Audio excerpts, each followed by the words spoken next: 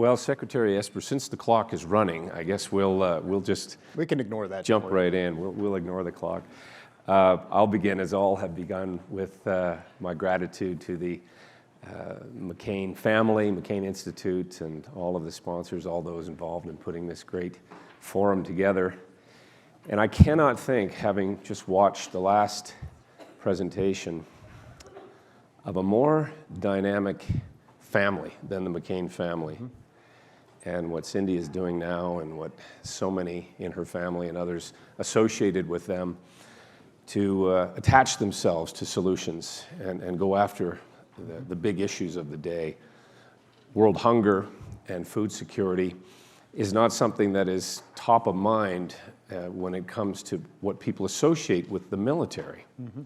But you, as a former Secretary of Defense, somebody who served, spent a lot of time in uniform, what Secretary Graham laid out, what Senator Graham laid out with respect to how the military are thinking about these issues differently, and how to not just go after bad guys, as he put it, but allow there to be some form of stability and alternative for the local population after the bullets stop flying. I'd just like your reflections on that. Yeah, well, first of all, thanks again, as you noted, to the McCain Institute and the McCain family for what's been a wonderful session here these last couple of days. So there's been so much discussed and so many important things said that hopefully will contribute to that as well. But look, it's defense is defense and a few things. And I've, even in office, when I would argue for a more robust defense budget of 3 to 5% annual real growth, which I think we still need, by the way, I also think we need to contribute more, as I would say, to the State Department for foreign assistance, for USAID. You know, during my time on the Hill, I traveled with on CODELs to sub-Saharan Africa, to the Sudan. I've been to South Asia, and was able to see and work with USAID, and they just do a tremendous job. And my concern as Secretary of Defense was often that too frequently, our first instinct was to use the military. And what I saw that risked becoming is a militarization of U.S. foreign policy, which I think is backwards. I think we should always lead with our values, our integrity, and then think about how we can employ all those other elements of national power, informational, diplomatic, aid and assistance. And then ultimately, there's the defense component where you can do training with other countries, you can provide military assistance, foreign military sales, all those other things. But it has to be a whole of government, whole of country approach that balance those things out appropriate to the place in which you are working or that you want to persuade or to bring along as a closer partner or ally. Secretary Esper, one of the hallmarks of your career and your time both in uniform and I dare say as Secretary of Defense was also on the domestic side looking at issues of inclusivity and how to make the American forces more reflective of American society. And that sometimes meant going beyond partisanship, which you also emphasized during your time in that important office. And I think that's also channeling an inner John McCain in terms of the spirit of getting things done for the betterment of all. Just maybe some reflections on that subject during your time in that office. Yeah, I want to believe that I worked hard to stay apolitical, to keep the department apolitical and be as bipartisan as possible. I've worked with members from across the aisle my entire career. I see, Congressman Adam Smith over there to the right, known him for 20 years, Lindsey Graham for a while. We can go back and forth. But the way you get things done is by working with people, by reaching across the aisle, by crossing those boundaries, if you will, and really getting down to the hard work of what needs to be done. I remember this from my days, when I worked for the Senate Majority Leader and John McCain would come in and we'd discuss these issues. So it's very important to be able to do that and to work across the aisle to really drive change and do what's best for the country. At the end of the day, it's your country has to come first, and those things, and that means you have to compromise and you have to work with others who disagree with you. I saw that from a distance with John on occasion and watching American politics for some year, and he was very good at reaching across the aisle. And he would yell at people from both parties. That's right. So. I was going to say he was very good and nonpartisan up until you disagreed with him. Afghanistan has been mentioned in almost all the panels in some ways. And there were a lot of knock-on effects, I think, that we're still feeling today. And we're going to spend a little time, of course, talking about Ukraine and the horrible crisis there. One of the expressions that President Poroshenko used was the de-Putinization, which I'm going to repeat often. Your reflections on America, NATO, countries coming out of Afghanistan, the public state of fatigue to some degree, and now we are literally in the thick of it, although not sending NATO soldiers, but we are seeing a continuation of this perpetual state of war that we have been in now for some time. You know, NATO remains the greatest military alliance in history, and its impact goes beyond the military, right, in terms of unifying the great democracies of the world, at least those in Europe and North America. And so it was mentioned earlier that Putin, if he's done one thing good, he's unified NATO. He's brought the alliance together in a way that we have struggled with over the years. So I think it's remarkable in that sense, and we have to continue to strengthen these alliances, not just the multilateral one called NATO, but the bilateral ones in the Asia-Pacific, Indo-Pacific, so U.S.-Korea, U.S.-Japan, U.S.-Australia. Because my view remains, is despite the horrors that are happening today in Ukraine at the hands of the Russians, China remains the biggest strategic threat to our country in the 21st century. We still have to deal with them. You know, Beijing has an economy 10 times larger than Russia's, $16 trillion. The economic interdependence between us and China, between Europe and China, far exceeds what Russia can bring to the table. And there's all these other things that we can talk about, but we have to be able to do both. You know, when I was confirmed by Congress, one of the things I said to the senators was that implementing the National Defense Strategy would be my top priority, and that's what I did for 18 months, is how do we modernize the force, how do we reorganize, how do we adjust everything we do to include defense policy to deal with those two big strategic challenges.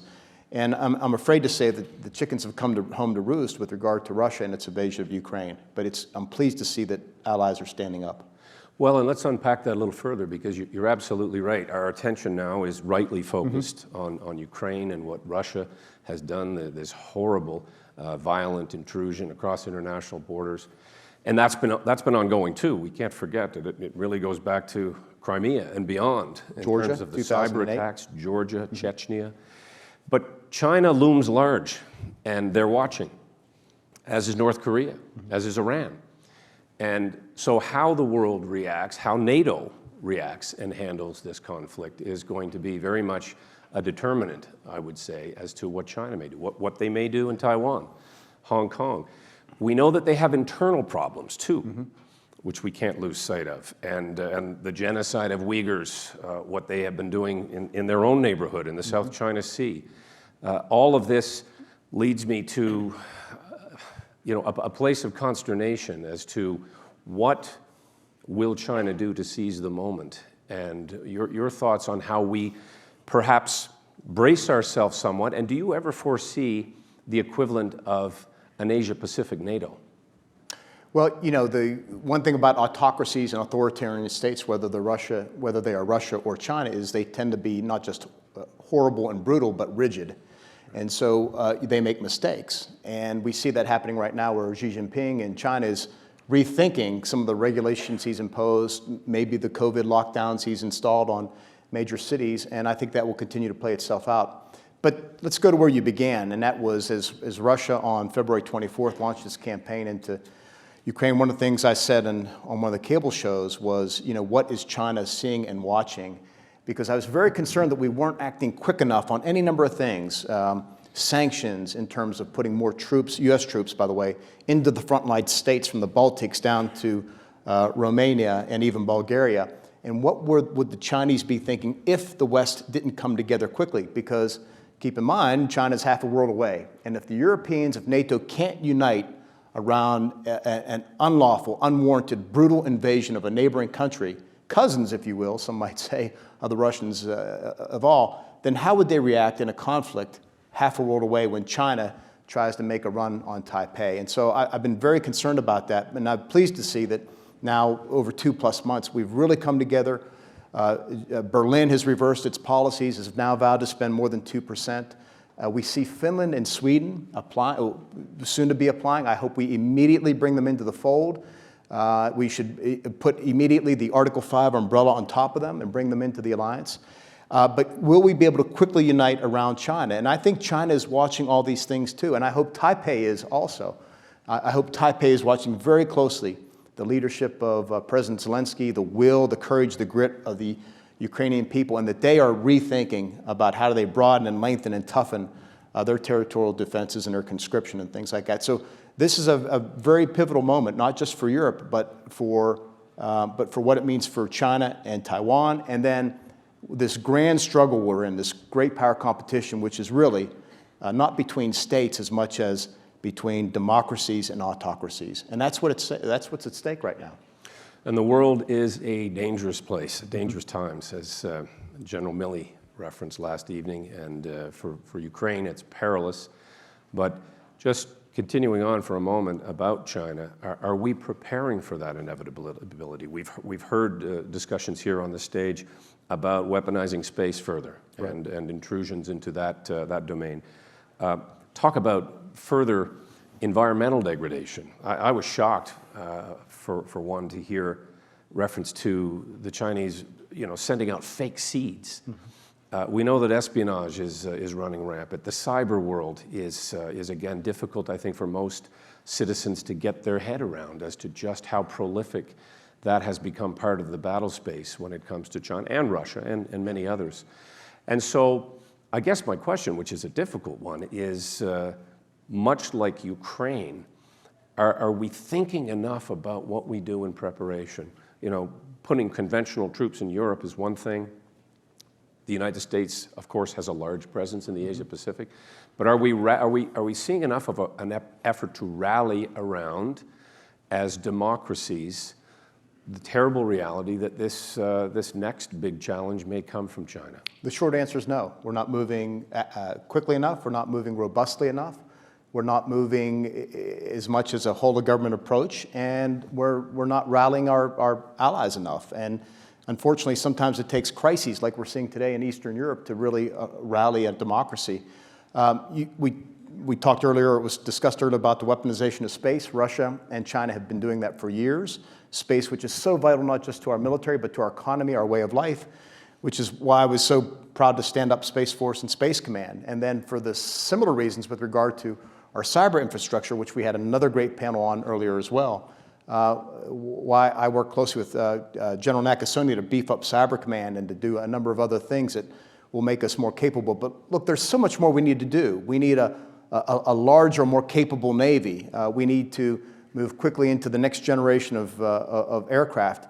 My old service, the Army, frankly, is modernizing at great speed. I think they're doing tremendous things with Army Futures Command. Next year, 23, they plan to begin deploying 24 of the 31 initiatives that we began in 2018 under Army Futures Command. So Space Force needs to continue to develop all these things, and it's going to take real money and real support from Congress. Chinese are plowing somewhere between 6 to 8% a year into their military. Last year's budget was flat. This one proposed, and thank goodness the Congress helped us here. This year's budget proposal, I think, is 1% real growth. We got to do a whole lot better than that. And we need the full support of Congress. We need bills on time. All those things need to happen. And we need to bolster the State Department and USAID and all those other elements of national power if we're going to take on and deal with the Chinese in the 21st century. If not, we will find ourselves by the year 2049, which they've publicly talked about, being the world's second greatest power. And who knows what else. They want to replace maybe the dollar with the RMB, make it the reserve currency. They want to dominate certainly the Western Pacific, if not the entire Pacific and the globe, and they're building a Navy to do that. So we have a lot of challenges out there, and we have to prepare now for it. And whenever someone says it's not about the money, it's always about the money. Sure. There is huge resource allocations necessary. They're happening now. But look, we're a wealthy country. We're the wealthiest country in the world. $30 trillion a year GDP. The Chinese are half that.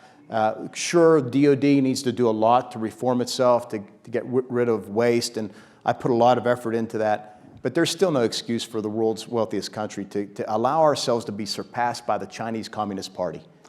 We got to do that. And we got to rally Canada and the Europeans and the the Japanese and the Koreans, everybody around us, and we have to reach out. You know, I'm looking forward to working with Julie Fisher and all the great work she's doing. We got to reach out to the countries of ASEAN and the Pacific Island countries and all those and really engage them.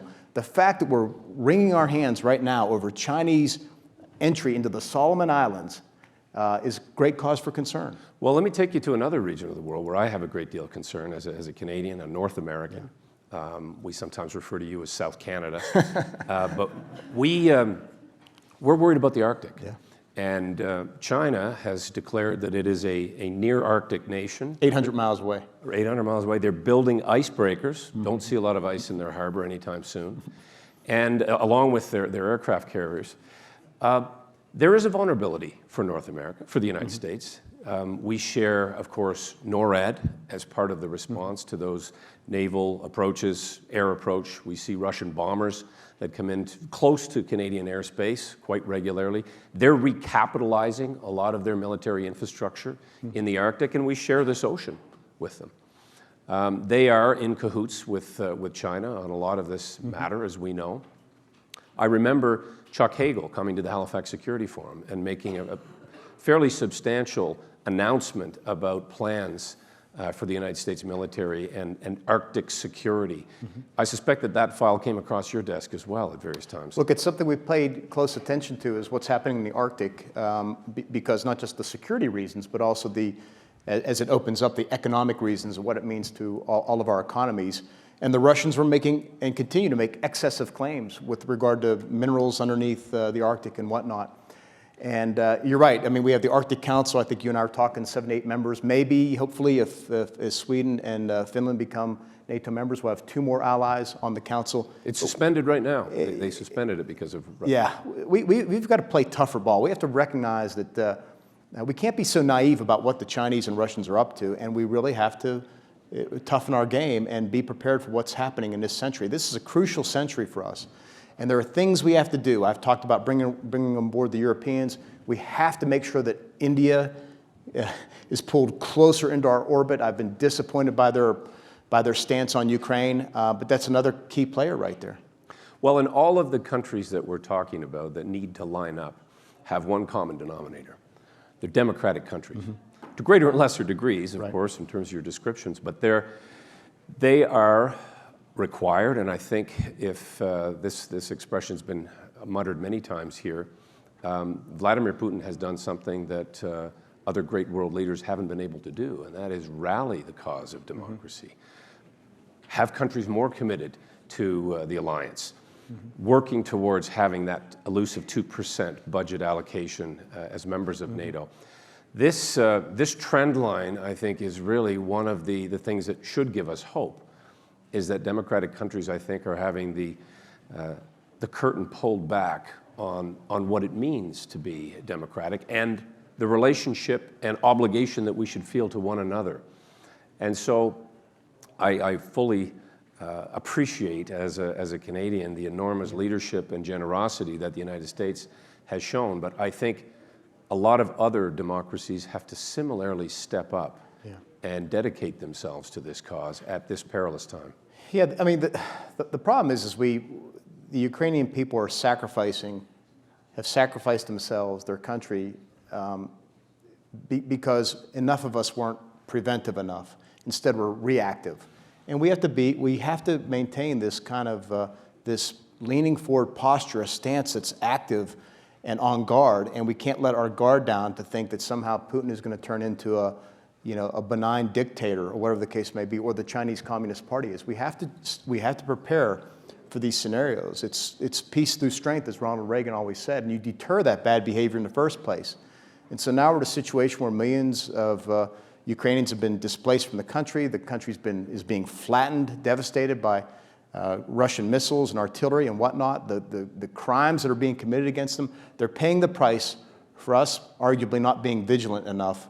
And maybe when Putin first invaded Georgia, maybe we should have acted more aggressively then. And certainly in 2014, when he seized Crimea and moved into Donbass, the Ukrainians are paying for that. And we have to do better. And we have to stand behind President Zelensky now, and we have to gird ourselves for what's ahead with the Chinese. Your time at the Pentagon, but over much of your career, you've interfaced with other important defense and security agencies, domestic and otherwise. Talk a little bit about that coordinated effort, what NATO often calls the comprehensive approach.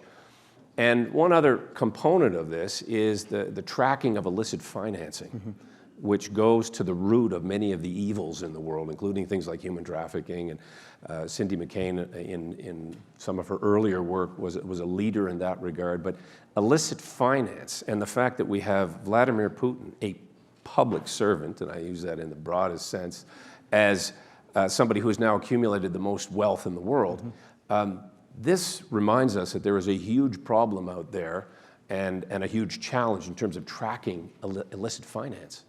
I'm not a historian, but I don't know of any poor dictator. Right. They all somehow turn out to be billionaires. Yeah. And that's just the nature of it. So we should not be surprised that Putin is wealthy. I think if we were able to dig into Xi Jinping's books, we'd probably find that he's fairly wealthy. This is the nature. They steal from their people. Corruption is endemic, and the average person suffers as a result. So I think all those things are important to track. And this is not just done by intelligence agencies, but by law enforcement. That's why you get back to that whole of government, whole of country approach is absolutely critical. And then again, working with your allies and partners. I give the Biden administration credit for making sure that we brought the allies and partners along, and not just those in Europe. I've been pleased to see the Australians step up, the Japanese and others, to voice the concerns, the outrage about what Putin is doing in Ukraine. It's good. Do you think that we, the West, are doing enough to engage, as sort of was on full display last night in discussions around people like Vladimir Kara-Murza and others who are trying to rally support within Russia for pushback on their own regime, for fulminating more dissent? And I'm not talking about regime change, but I'm talking about internal pressures in Russia that might cause some appetizer suppressant for people like Putin, and the same in China. Well, I think, first of all, I like to be consistent. I said from day one that we should be throwing everything at him immediately, and yet we're still talking about another set of sanctions tomorrow and the next day, and hopefully we'll finally see the EU and us impose sanctions on the oil. I thought we should have put all that down immediately. We should have delivered the MiGs and everything else that the Ukrainians demanded immediately. But look, I do think we should support elements within Russia that want to see a different future, right? And at the end of the day, Putin needs to go. That country will never change. The Russian people will never see a better life as long as Vladimir Putin and his cronies are in power. So why not try to support those folks? The tragedy, though, is over the past 2 decades, he's managed to destroy all the civil society institutions and elements and leaders that might have a chance. And there's no free press, no media. If you protest, if you even appear to be protesting, you're immediately arrested on the streets. And so we have to find those people and encourage others to kind of speak up, like you said, some are trying to do, and foment that. Well, this diabolical criminal will go down in the darkest chapters of world history when he's judged. But do you see any world in which he is going to leave office soon? We heard discussion about this, and in an ideal world, drag him before the Hague and an international criminal court and have him give some accounting. That doesn't seem to be a very realistic scenario. It doesn't. If something happens, it's going to have to happen internally by the Russian people or the oligarchs or somebody within his inner circle, if that's possible. But again, that's the challenge until he leaves. And I'm afraid that at some point there's an agreement, a settlement, or it becomes another frozen conflict, and that we will relax. It will somehow try and figure out a way to accommodate Russia and bring them back into the folds of the G20 or the G8 or whatever, and all these other things, and we just can't. That would be horrible if we went back to that. I'm trying to envision a future where Russia deviates from its past 100 years and they finally become a real European nation that doesn't carry this paranoia with them about what the West may or may not be doing. I recall when I was stationed in Europe right after, in the early 90s, and I remember when the USSR finally collapsed. And there was this great outreach by the United States and others to try and bring Russia in, to try and help democracy along. And we lost them. In that moment of time, we lost them, and Putin came to power a few years later. And look where we are now. We're back to a worse place in some ways. And it doesn't seem that long ago that even at NATO tables, I recall being in Brussels, and we were having direct communications with Russia. We were trying to de-escalate and take away some of the paranoia that obviously permeates from the Kremlin. Look, we are running out of time rapidly. I did want to... Don't pay attention to that. I wanted to reference, a little bit about, your ongoing public service. You like Senator John McCain, have served in various offices. You have been a great American but global citizen in terms of your contributions. You're spending more time now with your family, I know that, and it was great to meet your wife, Leah, who's here. I know that you've written a book recently that's about to be released, and maybe just a little teaser or a little reflection on what you put in those pages and what that time in public office has meant to you up to this point. Sure. It's a memoir of my time in office, both as Secretary of the Army and Secretary of Defense. It comes out on May 10th. It's available on Amazon now. There you go. Little plug. But it's entitled A Sacred Oath. And as I thought about my time in service and what guided me through my time in the Army, my time on Capitol Hill, all my public service, it was what was first instilled to me at West Point 30, 40 years ago now: duty, honor, country. And how I tried to carry that oath with me through the toughest days of my tenure, particularly the last year. And how at the end of the day, what it came down to me in many cases was, what's my duty? And who is that duty to? And what it is it's to the oath of office, to the Constitution, that you'll support and defend against all enemies. And that's what's most important and should be number one for every elected official, is that oath of office being the overriding thing. It's not the president, it's not your party, it's not your philosophy, it's your country, and that oath should always come first. And I hope, in fact, I know that I'm echoing John McCain in that regard, because that's what he felt and what he believed. And we don't have enough of that today. We got too much of this partisanship on both sides that's dividing our country and is holding us back. And as I often say, we got to solve that before we can really take on the biggest challenges of our day. Yeah.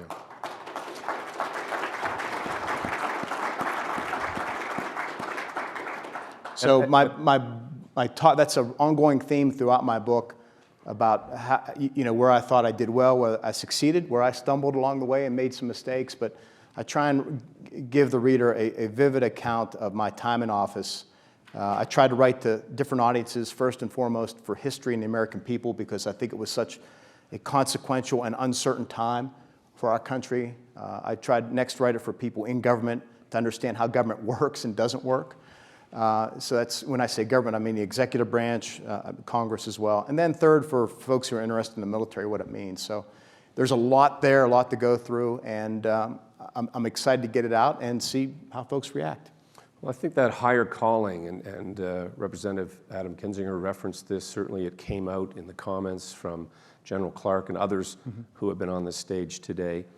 And that in a cynical time where the public don't always have the highest opinion of their elected officials, and I feel twice blessed as a lawyer and a former politician. I know that we're living in a cynical time, but what you've said is right.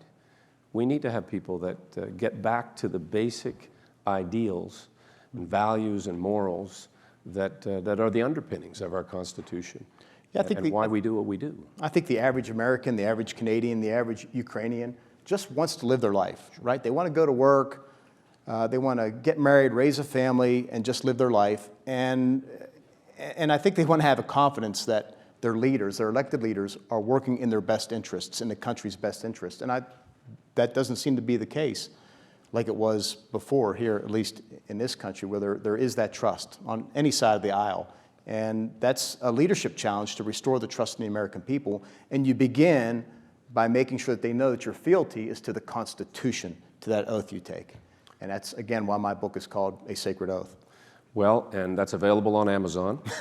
and it's about, feeding your family, as Lindsey Graham reminded us, in many parts of the world, and committing ourselves to the cause of others, Right. which is what John McCain and his family have really championed their entire lives.